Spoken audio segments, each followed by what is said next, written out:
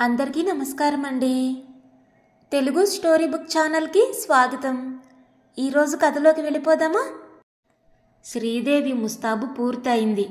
ఆమె మేనత్త కోసం ఆతురతగా ఎదురు చూస్తుంది. పొద్దున్న ఆమె చెవిలో చెప్పింది, నీకో రహస్యం చెప్పాలి అని. అదేమిటా అని శ్రీదేవి మనసు తహతహలాడిపోతుంది. రాత్రి పెళ్లి తతంగం పూర్తయ్యేసరికి 2:30 అయింది. కళ్ళు మంటలుగా ఉన్నాయి. అయినా మనసంతా ఏదో తెలియని తత్తరపాటు, ఆనందం, ఉద్వేగం, మళ్ళీ అంతలోనే భయం. తొలిరేయి అనేదానికి భార్యాభర్తలు ఎంతో ప్రాముఖ్యాన్నిస్తారు. జీవితంలో మొదటిసారి పొందే మధురానుభూతి జీవితాంతం అమూల్యంగా నిలిచిపోయే స్నేహబంధం అని భావిస్తారు. శ్రీదేవికి నిమిషం ఒక యుగంగానూ ఉంది. గడుస్తున్న నిమిషం భయపెడుతూనే ఉంది. ఏమైనా అత్త ఏదో మాట చెప్తానంది. అదేమిటో తెలుసుకోవాలి.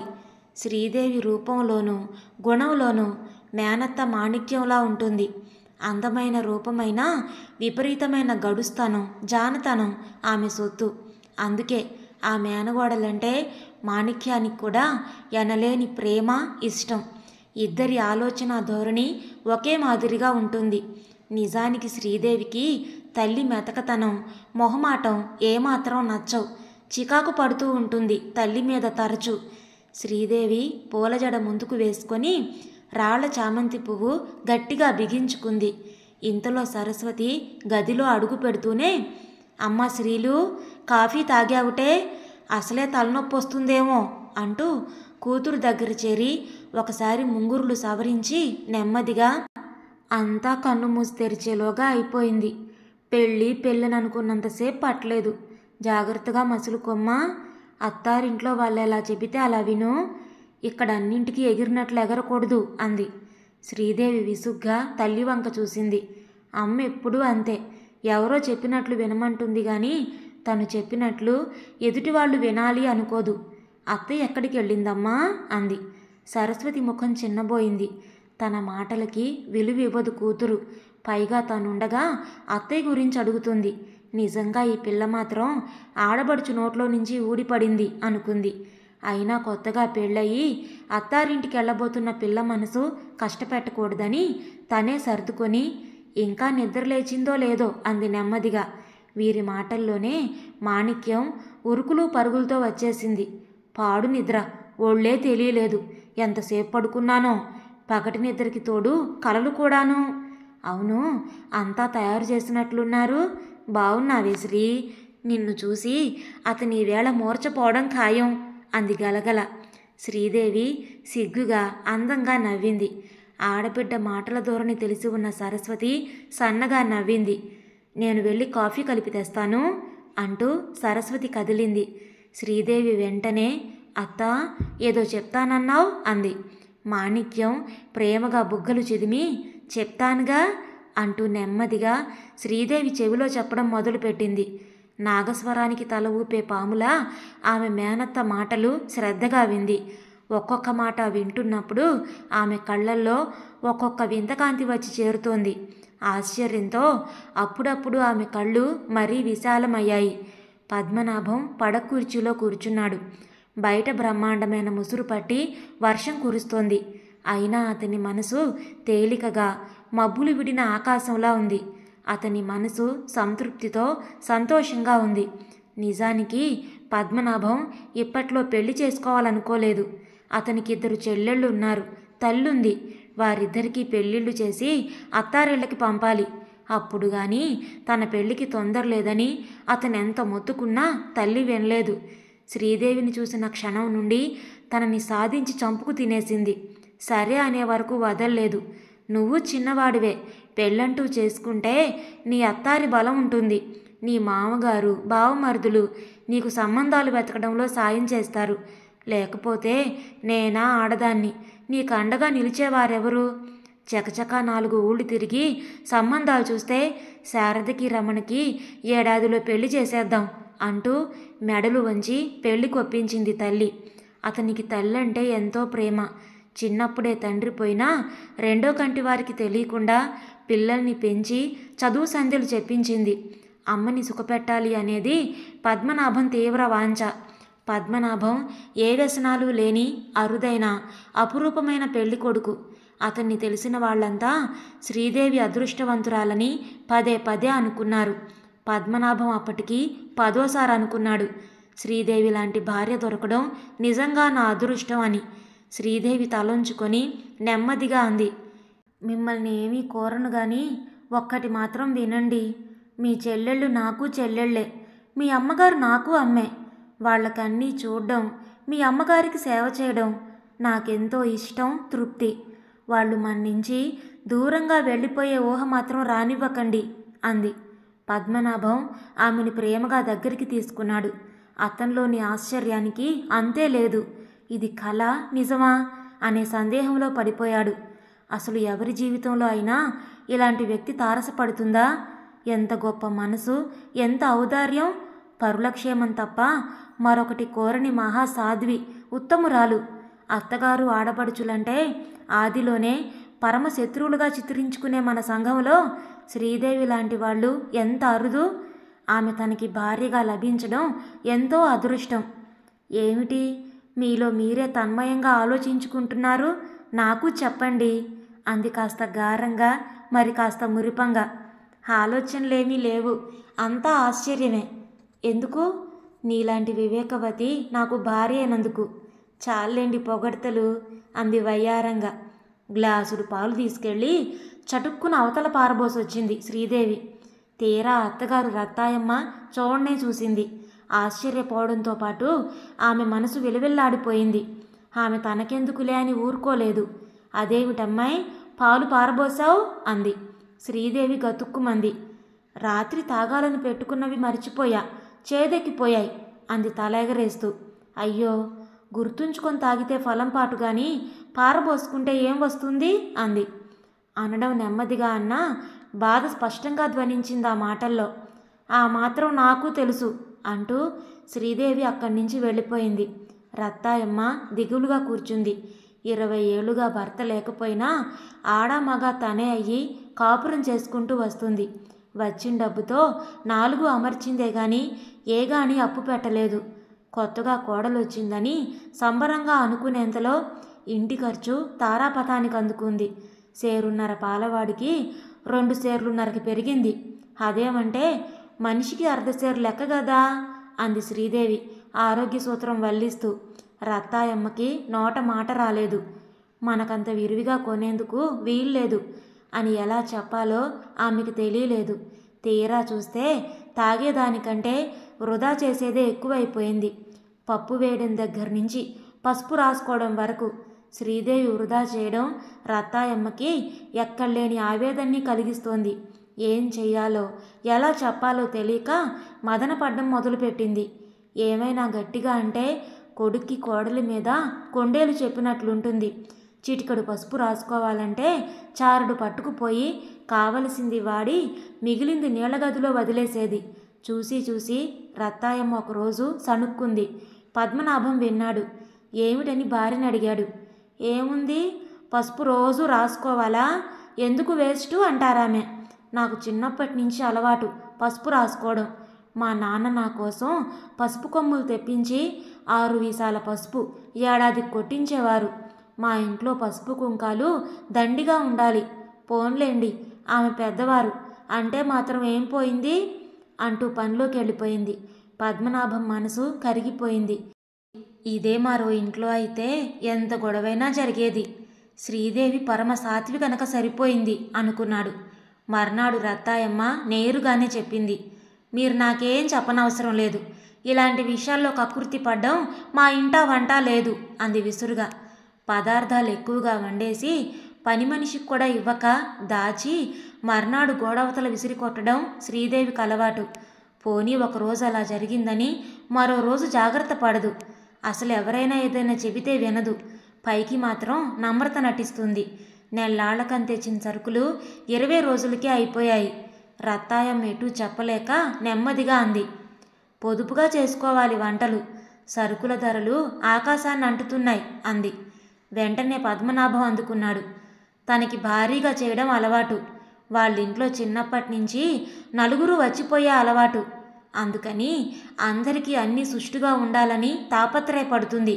అందరం కమ్మగా తింటూనే ఉన్నాంగా, వేస్ట్ ఏం చేయడం లేదు కదా అంటూ తేల్చాడు. రత్తాయమ్మతో పాటు అతని చెల్లెళ్ళు శారద, రమణి కూడా ఆశ్చర్యపోయారు. ఆ క్షణంలో శ్రీదేవి ముఖంలో ఆమె గెలుపు తాలూకు గర్వపు రేఖ తొణికిసలాడడం అందరినీ చకితుల్ని చేసింది. రమణికి శారదకి మంచి సంబంధాలు చూడండి. ఇదిగో కాస్త కట్నం ఎక్కువైనా సరే కక్కుర్తి పడి హోదా తగ్గే పని చెయ్యకండి. ఎక్కడైనా డబ్బు తేలేకపోము. అంతగా కావాలంటే నా నగలు బ్యాంకులో పెట్టి అప్పు తెద్దాం అంది శ్రీదేవి ఆవేశంగా. పద్మనాభం ఆరాధనగా భార్య వంక చూస్తూ ఉండిపోయాడు. ఆమె ఇంత త్యాగశీలతో మాట్లాడుతుంటే తన తల్లి చెల్లెళ్ళు సరిగ్గా ప్రతిస్పందించడం లేదనిపించింది అతనికి. శ్రీదేవిలోని ఉత్తమ సంస్కారం అత్తగారిని తల్లిగా భావించిన సనాతనవంతురాలైన తన తల్లి మాత్రం శ్రీదేవిని కోడలుగానే చూస్తుంది అనిపించింది అతనికి. ఆ రోజు నిద్ర లేస్తూనే గుమ్మంలో రిక్షా ఆగడం చూసి అందులో నుంచి దిగుతున్న కామాక్షిని చూసి ఆనందంతో పరిగెట్టుకెళ్ళి లోపలికి ఆహ్వానించింది శ్రీదేవి. కామాక్షి శ్రీదేవికి పిన్ని కూతురు. పెళ్లికి రాలేదని ఇప్పుడు తిరుపతి వెళుతూ చూసిపోదామని మధ్యలో దిగింది. ఇంకా శ్రీదేవి హడావిడికి హద్దే లేకుండా పోయింది. బూర్లు, పులిహోర, 2 కూరలు, పప్పు, పులుసు, 2 పచ్చళ్ళు చేసింది. ఎందుకే ఇంత హైరానా అంటూ కామాక్షి సాగదీసింది. నువ్వు నా పెళ్ళికి రాలేదుగా, అందుకని అవన్నీ ఇప్పుడు చేస్తున్నా అంది ఖుషీగా. శారద, రమణి స్కూళ్ళకి వెళ్ళిపోయారు. రత్తాయమ్మ వంట దగ్గర కూర్చుంది. ఎంతెంత చెయ్యాలో శ్రీదేవి చెప్పింది. రత్తాయమ్మ మెత్తగా అంది, నీకెందుకు అమ్మాయి, నేను అన్నీ కమ్మగా చేసి వడ్డిస్తానుగా, నువ్వు ఆమెతో కబుర్లు చెప్పుకుంటూ కూర్చో అంది.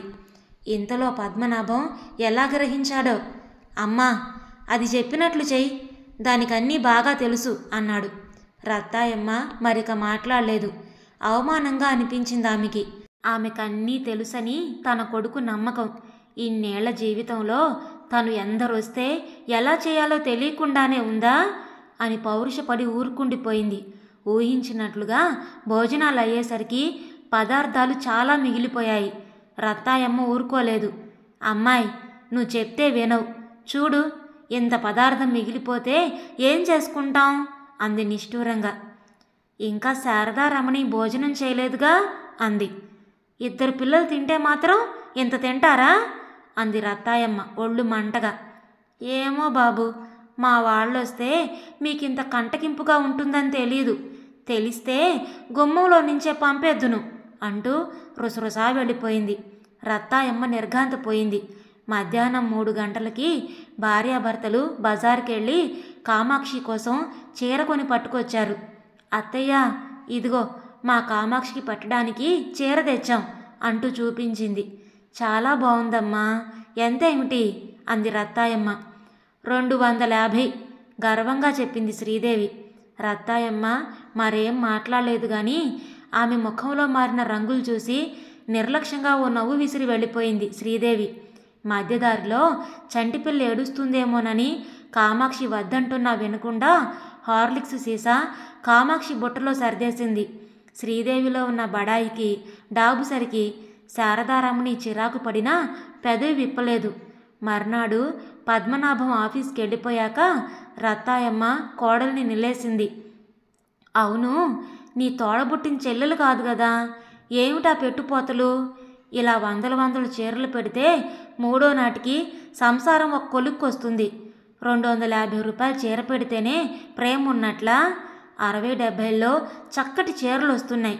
అలాంటిది ఒకటి పెడితే పరువుగాను ఉంటుంది, మనకి బరువుగాను ఉండదు అంది. అత్తగారి మాట పూర్తయ్యే లోపులోనే శ్రీదేవి ముఖం కందగడ్డలా చేసుకొని, ఇదిగో చూడండి, మీకు 50 రూపాయలు చాలనిపిస్తే నాకు 200 కానీ చాలదనిపిస్తుంది. మా ఇంటి ఆచారం అది. మా ఇంటికి ఎవరైనా భోజనానికి వచ్చినా బొట్టు పెట్టి చీర పెట్టడం ఆనవాయితీ. మాకిలా పైసాకి చూసుకోవడం ఇంటా వంటా లేదు. నాకు సొంత చెల్లెలు కాదన్నారు, ఏదైనా అనుకోవడంలో ఉంటుంది. మీకు రమణి శారద ఎంతో, నాకు కామాక్షి అంతా, తెలిసిందా? అయినా నా మొగుడు కష్టపడి సంపాదించింది నేను ఖర్చు పెడుతున్నాను, మీకెందుకు బాధ? ఇంకెప్పుడు నా విషయాలు నా ఖర్చులు అడక్కండి. మీకేదైనా కావాలంటే అడగండి, ఎంత ఖరీదైనా కొని పారేస్తాను అంటూ విసురుగా చెప్పి తన గదిలోకి వెళ్ళిపోయింది. శ్రీదేవి మాటలకు రత్తాయమ్మ తల్లడిల్లిపోయింది. తను చెప్పిన దానిలో తప్పే ఉందో ఆమెకు అర్థం కాలేదు. జాగ్రత్తగా పొదుపుగా ఉండమని చెప్పడం ఇంత తప్ప అని విలవిల్లాడిపోయింది. కన్న కొడుకు దగ్గర తన బాధ చెప్పుకునే అవకాశం కూడా లేదే అని మరీ బాధపడిపోయింది. పెళ్ళి వద్దుగాక వద్దు అన్నవాడికి ఇప్పుడు పెళ్ళాం ఎలా బెల్లమైపోయిందా అని ఆశ్చర్యపోయింది. ఆవేదన పడిపోయింది. శారదా రమణి తల్లినే మందలించారు. వాళ్ళిష్టం, అన్నయ్యకి నచ్చినప్పుడు మధ్యలో నీకెందుకు అన్నారు.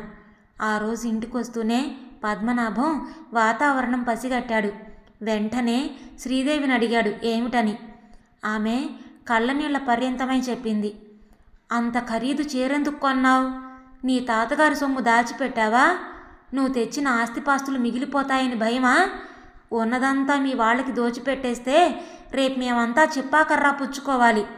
ఆడపడుచుల ముఖాన కూడా ఇంత ఖరీదు చీరలు మీరు పెట్టారా అంటూ గంటసేపు నన్ను నానా మాటలు అని దులిపేశారు. నేను తట్టుకోలేకపోయాను. నేను ఒక్క మాట కూడా మాట్లాడలేదు. అయినా నా అహం దెబ్బతింది. అందుకే ఒకే ఒక మాట అన్నాను, మా ఆయన సంపాదన నా ఇష్టం అని. చెప్పడం పూర్తి చేసి శ్రీదేవి కళ్ళు తుడుచుకుంది. పద్మనాభం ఓ క్షణం నిశ్శబ్దంగా ఉండిపోయాడు. అలా అండం తప్పైతే క్షమించండి అంది ముక్తాయింపుగా. అసలు అమ్మకు ఒకసారి గట్టిగా చెప్పాలి అన్నాడు కోపంగా. వెంటనే అతని దగ్గరగా వెళ్ళి, ఆ పని మాత్రం చెయ్యకండి. ఏదో పెద్దవారు, ఆవిడ నన్నంటే పోయేదేముంది? నేనేం పట్టించుకోను. ఈ చెవితో విని మరో చెవితో వదిలేస్తాను అంది. మంచి మాట చెప్పావు. నువ్వెంతో ఓర్పుగల దానివి కాబట్టి సరిపోతుంది కానీ మరొకళ్ళైతే ఎంత గొడవ. అయినా మంచి మాట చెప్పావు. నీ మొగుడి సంపాదన నీ ఇష్టం అన్నాడు పద్మనాభం వత్తి పలుకుతూ. అన్నానే గాని నాకెంతో బాధగా ఉంది.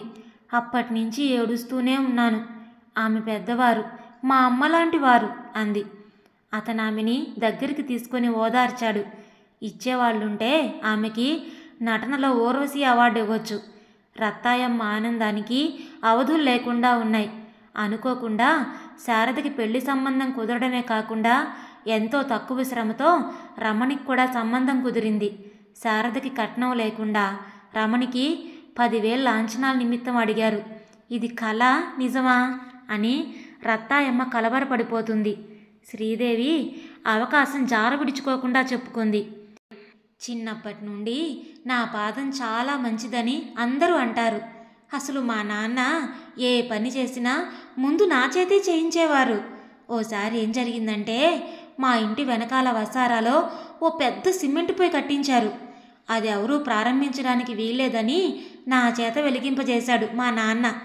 అప్పటి నుంచి మా ఇంటికి ఎవరో ఒకరు వస్తూనే ఉండేవారు. రోజుకి 4-5 అతిథులు. ఆ పొయ్యి ఎప్పుడూ వెలుగుతూనే ఉండేది అంటూ పెద్ద పెట్టున నవ్వుతూ చెప్పింది. ఆమెతో పద్మనాభం శృతి కలిపాడు. మిగిలిన వాళ్ళు ముఖాన నవ్వు పులుముకొని కూర్చున్నారు.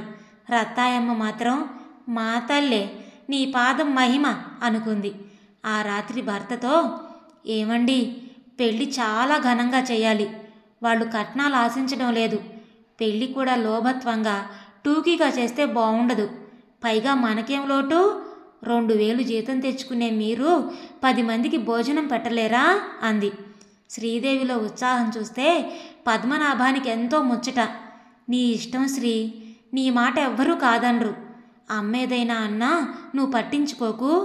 నీ చేతికి 20,000 ఇస్తాను, నువ్వే చెయ్యి అన్నీ అన్నాడు. అంతే, శ్రీదేవినెవ్వరూ పట్టలేకపోయారు. కొన్ని అరవ సాంప్రదాయాలంది, కొన్ని కన్నడ ఆచారాలంది. ఇవన్నీ మనకెందుకు అంటే, అందంగా ఉన్నవన్నీ మనము చేసుకోవచ్చుగా, ఇవన్నీ ముచ్చట్లు అంది.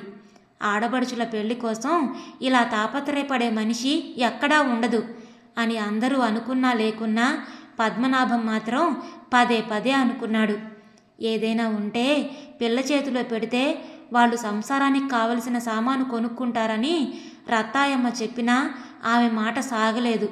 పెళ్లికి వారం ముందుగానే మాణిక్యం దిగింది. ఎక్కువసేపు మా అత్తగారితో కబుర్లలో పడక, పొదుపు సుత్తి కొడతారు అన్న మాటలు అనుకోకుండా విన్న శారద అవాక్కైపోయింది. నోరు విప్పితే గొడవైపోతుంది. అందుకే మింగేసి ఊరుకుంది. పెళ్లి ఘనంగా జరిగిపోయింది. ఊళ్ళో జనమంతా ఒళ్ళు పులిసిపోయేలా పొగిడారు. ఉన్న 20,000 కాక మరో 10,000 పైన ఖర్చయింది. పద్మనాభం 30,000 అప్పు తీర్చడానికి సంసిద్ధుడవుతూ అనుకున్నాడు. వాళ్ళు కట్నం అడగలేదు. అడిగితే ఇచ్చేవాళ్లమే కదా. ఇచ్చుంటే ఇంకా ఎక్కువే అయ్యేది. ఇంతటితో తేలడం అదృష్టం. శ్రీదేవి నేర్పుతో చేసింది కాబట్టి చక్కగా జరిగింది అనుకున్నాడు. కొన్ని సంవత్సరాల తర్వాత పద్మనాభం ఉస్సూరంటూ కుర్చీలో కూర్చుండిపోయాడు. ఆఖరి వాడికి మెడిసిన్లో సీట్ వచ్చింది. 10,000 కట్టుకోవాలి. 50 పైబడిన పద్మనాభం దగ్గర పైసా వెనకేసి లేదు. అతనికిప్పుడు కలతగా ఉంది. శ్రీదేవి మామూలు పాటే పాడింది. నా నగలు బ్యాంకులో పెట్టి వాణ్ణి చేర్పించండి అని. ఎప్పుడూ అప్పు చేయడం, వడ్డీతో సహా దాన్ని తీర్చుకోవడంతోనే సరిపోతుంది అన్నాడు విసుగ్గా. భలే వారే, ఏం చేస్తాం, మధ్యతరగతి వాళ్ళం అంది. చాలే, మనలాంటి వాళ్లే కాస్తో కూస్తో నిలవలేకుండా లేరు అన్నాడు బాధగా. చెల్లెళ్ళ పెళ్ళిళ్ళు ఏనాటి మాట, ఊరుకో అన్నాడు. అప్పుడు తల్లి మాటలు గుర్తుకొచ్చాయి. 100 రూపాయలు వచ్చినవాడు 90 ఖర్చు చేస్తే వాడెప్పుడూ ధనవంతుడే, 110 చేస్తే దరిద్రుడే అని. ఎందుకో అది గుర్తుకొచ్చి చివుక్కుమంది మనసు. అత్తారింట్లో తన మాటే చెల్లాలి అనే పంతంతో భర్త దగ్గర అతని వాళ్ల మీద ప్రేమ కురిపించి అతన్ని తన వైపు తిప్పుకుంది మేనత్త సలహాతో. ఏం లాభం? తన ఇల్లు సర్దుకోవడంలో పెద్దవాళ్ల సలహా లేకుండా 2 ముఖాల నాటకమాడి శ్రీదేవి ఒరగబెట్టుకున్నది కూడా ఏమీ లేదు.